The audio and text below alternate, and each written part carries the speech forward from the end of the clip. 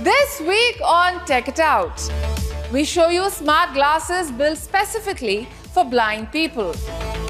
We also tell you how artificial intelligence is helping detect oil spills. And we take you on a tour of an exhibition dedicated completely to AI. In a city known more for its classic cars than cutting-edge tech, a restaurant in Havana is turning heads and going viral, thanks to a high-tech new team member, a robot waiter. Donna Alicia, a restaurant located in the heart of the Cuban capital, has captured public attention with its futuristic service.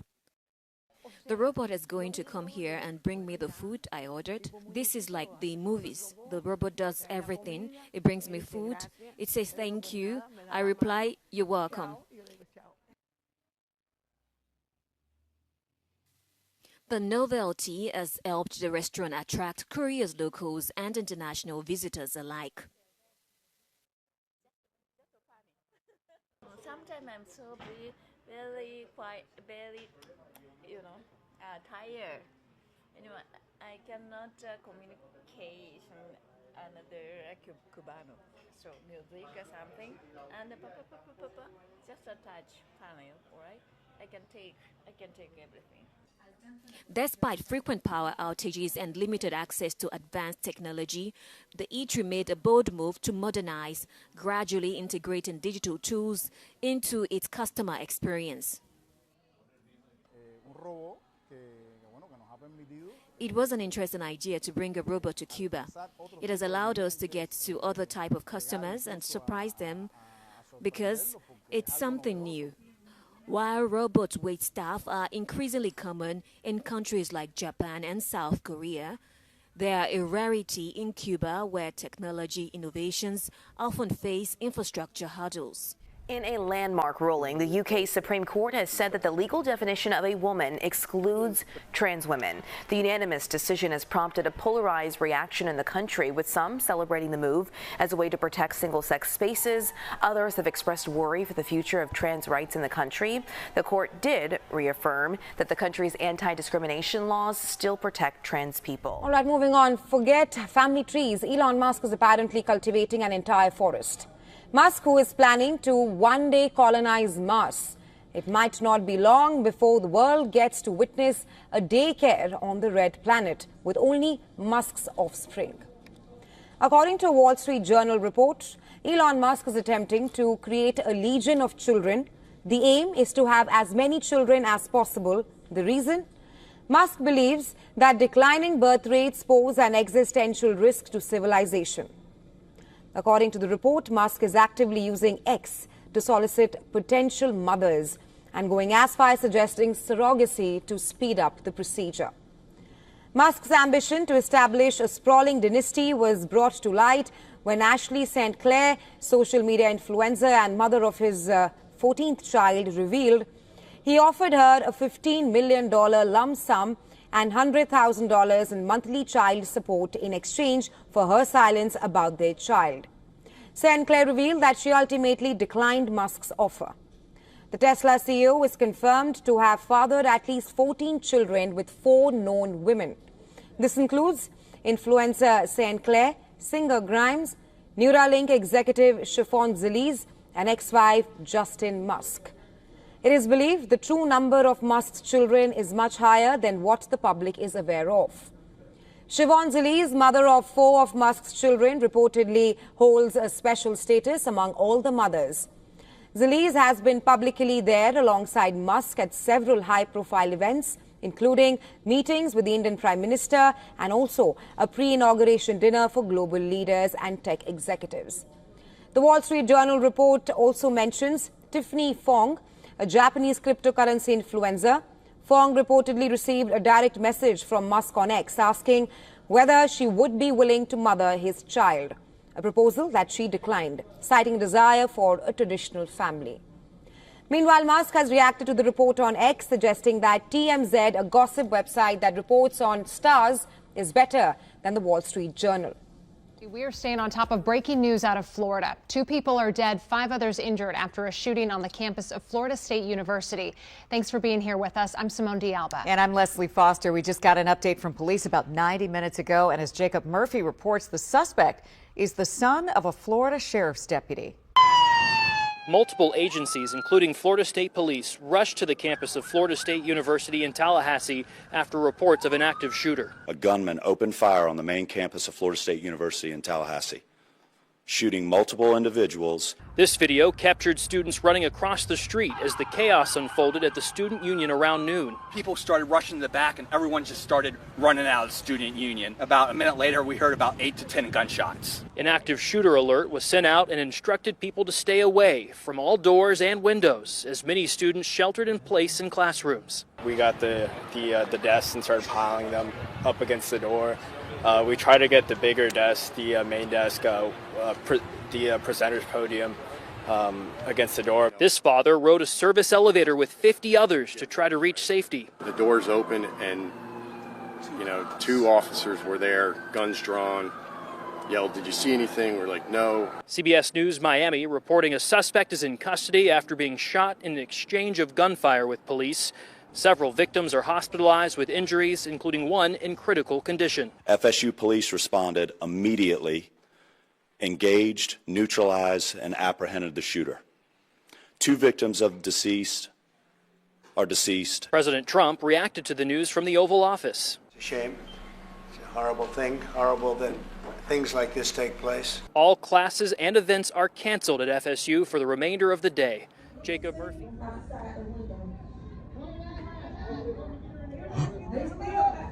Oh my God. They got her? What's wrong with her? Is she hurt? Oh, is she shot? Oh my God. Oh my God. She got shot? Did she? Oh, yeah, she got shot. Is she like a black girl? Yeah. Oh my God. Yeah, that's a student. She got shot. Oh my God. Yeah.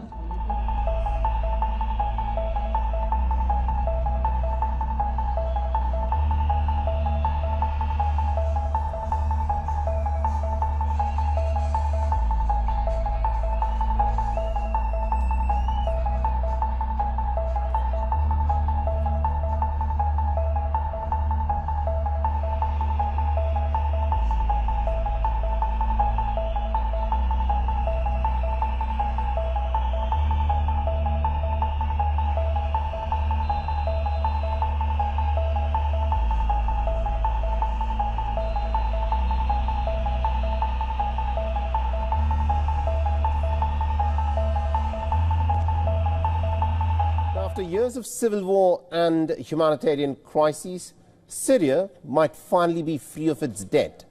Now, according to reports that are doing the rounds, Saudi Arabia reportedly is in talks with Syria's new government to pay off the debt that it owes to the World Bank. Now, the reports claim that Saudi Arabia is willing to pay off the princely sum of about $15 million worth of arrears that Syria owes to the World Bank. The decision is expected to clear the path for fresh grants to reconstruct Syria's infrastructure and to resurrect its collapsed public sector. Now, Saudi is the latest Arab nation to join other regional powers in lending support to Syria after the Islamist regime took over the country's governance. This is also the first time in many years that the Gulf nations have come together to finance Syria's economy after the ousted leader Bashar al-Assad was alienated from the Arab fold for a long time. Interestingly, it is Saudi Arabia which financed the rebels in their years-long fight against Syria's forces under the Assad regime. The civil war, which lasted for over 14 years, saw Shara's then rebel group and others find support from Saudi and the United States. Meanwhile, Lebanon's Hezbollah group has also backed Assad's forces. The support quickly became a diplomatic relationship after Ahmed al-Shara went to Riyadh on his first foreign trip as Syria's de facto leader. Now, Ahmed al-Shara also met with Saudi Crown Prince Mohammed bin Salman, and the two leaders discussed Saudi's interest in helping Syria build its future. Now, more countries like Qatar have also shown their support to the new Islamist government in Syria. In the month of March, Qatar's officials reportedly announced a plan to provide Syria with gas via Jordan to improve the nation's meager electricity supplies. The beeline of the Arab nations to rebuild a broken Syria has raised a question on the timing and also the sudden change in approach, while Syria lay ravaged for well over 14 years.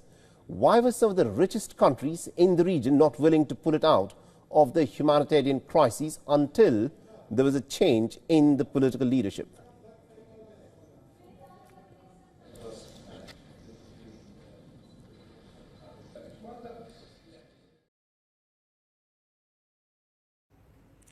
Now we return to the US. It is ramping up its military presence, not in Europe or West Asia, but on its southern border.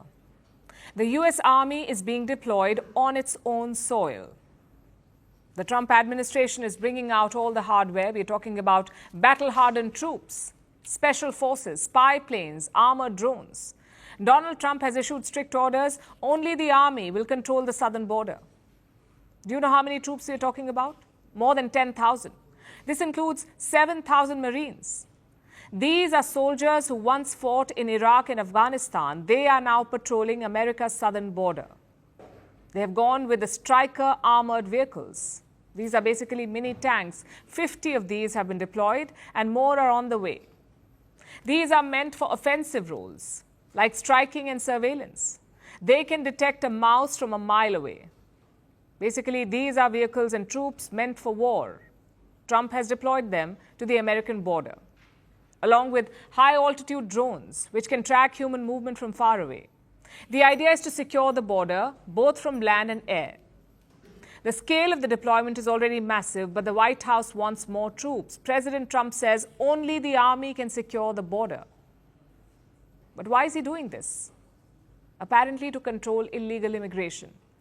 Border Patrol agents have been sidelined. Combat troops are the new immigration officers. But is this even legal? Can the US military operate border entry points? Not particularly, but there is a loophole. It was created on day one of Trump's second term. The president declared a national emergency at America's southern border. Now, this puts the region under executive control. The White House can deploy all federal reserves, everything including the Army, and that's how the military has taken over, by declaring the border one massive Army base. Let me show you on the map how this works. Trump wants the Army to control the border, a specific part called the Roosevelt Reservation. Now, this is a narrow strip of land. It runs from California to New Mexico. It is 60 feet wide and nearly 700 miles long. That's 1,100 kilometers long. Now, this strip is called the Roosevelt Reservation, and now the entire strip is an Army base. Border protection has become the Pentagon's job. This basically means two things. One, only US troops are allowed there. And two, anyone who crosses over now will be on US military property. Domestic law does not apply anymore. Offenders will face US military laws. They can be charged with serious crimes like threatening national security. The US military has full control over detentions and deportations, and their message is quite clear: cross at your own risk. Did they need so much firepower to secure the border? Well, here's what the numbers say. This is what the data says. Border crossings have plunged since Trump took office. They are down by almost 70%.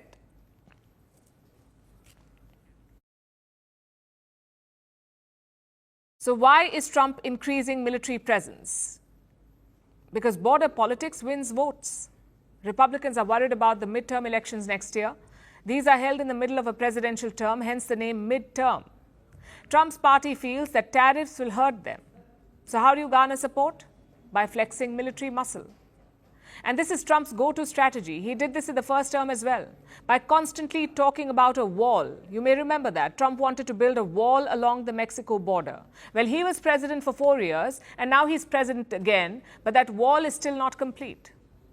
He deployed troops the last time too, for the same reasons, to stop illegal entry. So the tactics have not changed. Only this time the deployment is bigger. Think about it. The world's biggest military is patrolling its own backyard. Mexico is clearly unhappy. They have sent a memo to the Trump administration. We sent a diplomatic memo in the sense that it's an autonomous decision in their own territory, but we hope it will not cross the border and that there will continue to be the same collaboration we've had so far in security. We don't know if that's to keep building the wall or the objective, but in any case, we always demand respect and coordination. The US-Mexico border is no stranger to walls, but tanks and troops is taking it to a whole different level. Trump calls it national security. His critics see it as overreach. So will this secure America or isolate it? Gli sforzi sui quali condividiamo il nostro lavoro, abbiamo condiviso anche oggi il nostro lavoro. That sounded absolutely. That was so beautiful. What the hell did she say? What did she say, please? No, I mean, it sounded great. It was about. It was beautifully presented, but maybe I could hear what she said. Please, go ahead. Go ahead. It was about asking. Guys, have some respect, please. Thank you. No, wait. I want to hear what she said. Go ahead. Prime Minister Meloni was asked what she thinks about the fact that President Trump holds Zelensky responsible for the war in Ukraine. And Prime Minister Meloni answered, well, actually, we have and also if you talked about the military spending, how and the raising of the military spending, and the first thing Prime Minister Meloni said is that no, actually we didn't talk about the raise in military spending. Of course, Italy will keep its commitments with 2%, and then we will see, because we are absolutely aware of the fact that it is very important well, I will do defense that. is very important. Wait. I will do that. Important. They've been asking if we decided another percentage about the defense spendings, and I said NATO. Yes, NATO, and I said that Italy is reaching the 2% as it was already decided. We didn't speak about a specific other percentage, but we are aware of the fact that defense is important for the future, and we see what also the work that we are trying to do at the European level. And I don't hold Zelensky responsible, but I'm not exactly thrilled with the fact that that war started. That was a war that would have never started if I were president. You'd have millions of people living right now that are dead. You'd have cities that would be open and thriving, and they'd have their beautiful turrets. Those turrets are the most beautiful in the world, but they're not with us any longer. They're smashed to smithereens, laying on the ground in a million pieces, getting hit by rockets, bombs, and bullets. And so I'm not happy with him, and I'm not happy with anybody involved. I think it's a war. I know it's a war. It didn't happen for 4 years. It was never close to happening. It was never even a thought. And I spoke to President Putin about it a lot. It was the apple of his eye, but there's no way he would have ever gone in if I were president. Now I'm trying to get him to stop because, as you know, Russia's a lot bigger. It's a bigger military force. And if you're smart, you don't go involved and get involved in wars that you can blame the man that was sitting in this seat, Biden. He didn't know what the hell was going on. But I can guarantee you that, and everybody agrees to it, if I were president, that war would have never taken place. I'm not blaming him. But what I am saying is that I wouldn't say he's done the greatest job. Okay? I'm not a big fan. I really am. I'm not a big fan. An official whistleblower sounding the alarm on Elon Musk and Doge and their attempts to defraud all of us. That's what we have today. My name is Brittany Page, and this is the Page Perspective. First, I want to say that Elon Musk does not want this story to gain traction, but in the flood of 5-alarm fires every hour in the headlines, we must help push this story to the top. So it doesn't even need to be this video, but share this story with people that you know so that we can ensure Elon is not able to bury it. Now, one of the most remarkable magic tricks that Elon and his billionaire buddies have pulled is somehow convincing people who will never have even a scintilla of the financial security the billionaire class enjoys for themselves, ever, in their entire life after decades and decades of working day in and day out, convincing those people to come out and hold signs in front of Tesla dealerships in defense of a billionaire and write lengthy diatribes to their friends and family about how Elon is doing a public service. He's so freely giving of himself and his time for the people. And those of us who have seen the writing on the wall have been waiting for more evidence that Elon is not an altruist who is singularly focused on government efficiency. And we now have new evidence today from NPR reporter Jenna McLaughlin, who obtained an official whistleblower disclosure. We now have an inside look at what Doge is up to when we get these news reports that they're showing up to federal agencies, demanding access and shutting down programs that save lives. In this case, we're talking specifically about the National Labor Relations Board, which NPR describes as, quote, the small independent federal agency investigates and adjudicates complaints about unfair labor practices. It stores reams of potentially sensitive data, from confidential information about employees who want to form unions to proprietary business information. Now, this whistleblower has since come out. His name is Daniel Baroulis. He's given interviews, and I'm going to play a bit of his interview with Jake Tapper and his attorney, where his attorney details some of what happened here. I'm also going to play a portion where his attorney talks about a threatening letter the whistleblower received, as well as drone footage of him walking his dog to accompany the threat. This is serious. Elon does not want this story to gain traction. According to the whistleblower complaint, interviews with the whistleblower and records of internal communications reviewed by NPR, quote, technical staff members were alarmed about what Doge engineers did when they were granted access, particularly when those staffers noticed a spike in data leaving the agency. It's possible that the data included sensitive information on unions, ongoing legal cases, and corporate secrets, data that 4 labor law experts tell NPR should almost never leave the NLRB, and that has nothing to do with making the government more efficient or cutting spending. Members of the Doge team asked that their activities not be logged on the system, and then appeared to try to cover their tracks behind them, turning off monitoring tools and manually deleting records of their access. Evasive behavior that several cybersecurity experts interviewed by NPR compared to what criminal or state-sponsored hackers might do. If you can believe it, it gets worse and more scary.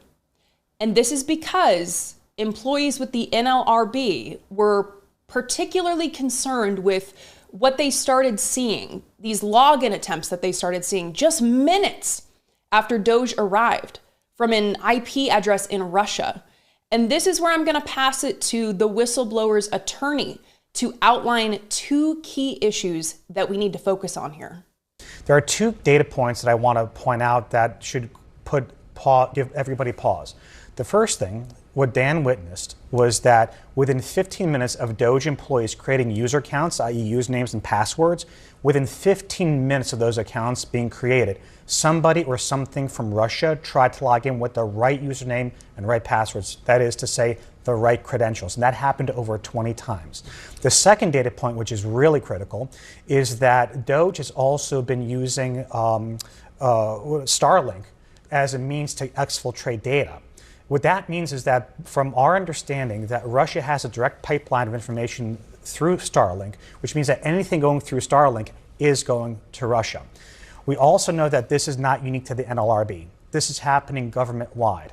And then the other thing that I wanted to flag for everybody is that right now, and I don't want to say that this is intentional, it could very well have been a mistake, is that critical infrastructure databases in many government agencies, as we understand it, have been exposed to the open internet, which includes critical databases at the Department of Energy, which includes a lot of our nuclear regulatory agency material. So right now, the real concern is that this is not unlike Chernobyl and all of the control panels lighting up after the meltdown. This is serious, and I just want to commend Dan for coming forward to bring this to everybody's attention, because this really is the tip of the iceberg. Yes, absolutely. Daniel is coming forward at great personal risk, and we will get to that in a moment. But think about what you just heard. DOJ has been showing up to government agency after government agency, demanding access to data, and we have zero oversight what they are actually doing with that data. Now we're getting insider information from Daniel and other employees who were so concerned that the confidential data at the NLRB could be exposed and abused by private companies. And for this, I want to turn back to NPR briefly. Quote, "The labor law experts interviewed by NPR fear that if the data gets out, it could be abused, including by private companies with cases before the agency that might get insights into damaging testimony, union leadership, legal strategies, and internal data on competitors, Musk's SpaceX among them. It could also intimidate whistleblowers who might speak up about unfair labor practices, and it could sow distrust in the NLRB's independence," they said. The whistleblower's account is corroborated by internal documentation and was reviewed by 11 technical experts across other government agencies and the private sector. In total, NPR spoke to over 30 sources across the government, the private sector, the labor movement, cybersecurity, and law enforcement who spoke to their own concerns about how DOJ and the Trump administration might be handling sensitive data and the implications for its exposure. Much of the following comes from the whistleblower's official disclosure and interviews with NPR.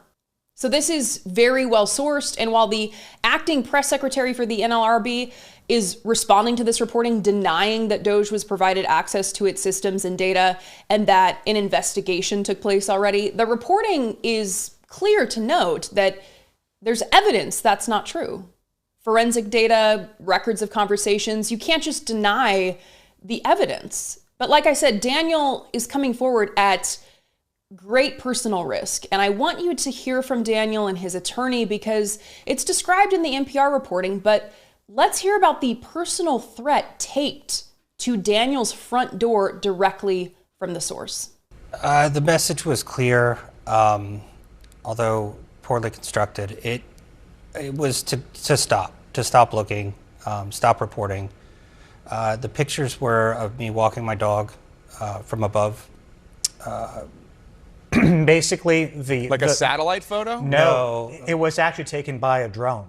Yeah. What's really disturbing about all of this is that we had somebody literally either themselves or have somebody go to Dan's home and tape a threatening note, a menacing note that included a lot of personal information. There was a clear reference to his whistleblowing activities ahead of our filing, and with an image basically threatening him as he's walking his dog. That image was taken via drone. We've taken this very seriously. And by the way, I've done this for a number of years professionally, and this is something that really takes me aback. And it's only something that I've seen maybe once or twice in handling whistleblower claims, both public and private sector. So the IT team at the NLRB was so concerned about what DOJ was doing, their inability to gain clarity into what was actually happening, and the potential for abuse, that they started to raise these concerns only to be met with very real threats to personal safety.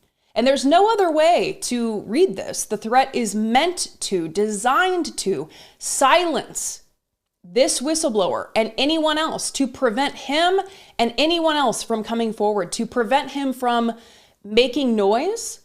But he's doing us a service. He's giving us information we would otherwise not be privy to so that we can be moved to action, so that we can pressure our electeds to do something about Elon Musk and DOJ and their unfettered access to whatever cookie jar they want to shove their hand into.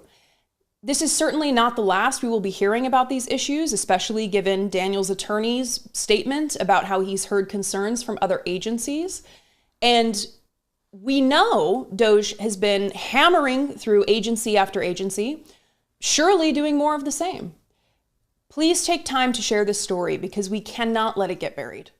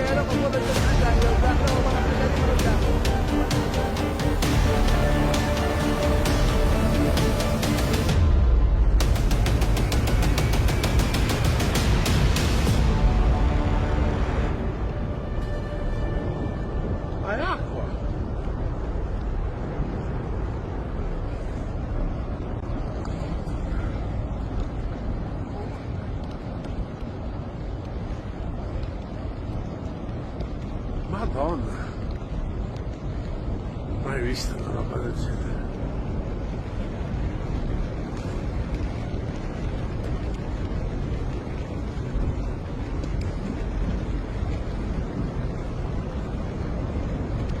Era un tappo probabilmente.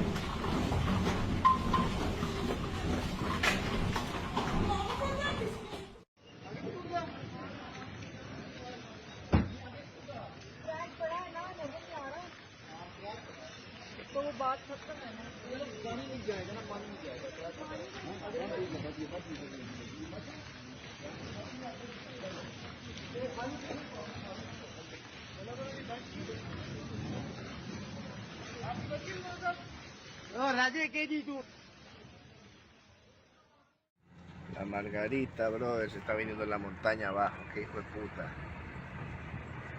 Como 2-3 kilómetros de montaña, loco.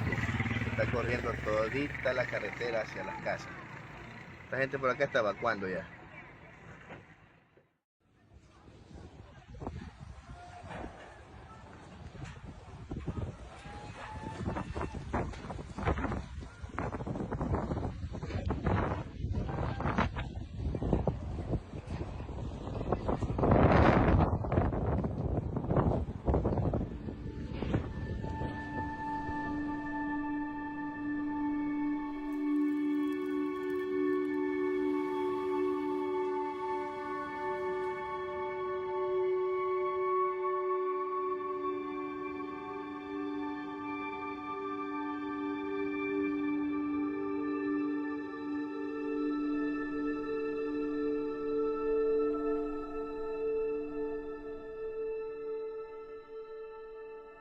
Stunning video of a tornado southeast of Brooks, Alberta. Dark clouds to the north here, but nothing that was really cause for concern. And the next thing I knew, I looked up at the sky and there was a tornado in April. So Darby Lester, who was working in the field with her husband Saturday, took out her phone to capture the moment. It wasn't very wide, and there was dust all around the bottom of it. So that's what caught my eye to begin with, was the dust. And then when I saw what was causing the dust, that's when I realized there was actually a funnel that had come all the way down from the clouds. Was there any point where you thought, okay, I better put the camera down and start running? No, not really. It didn't really cross my mind because I just assumed it wasn't very strong, which is probably not a great assumption to make. Officials say it is the first confirmed tornado in Canada in 2025.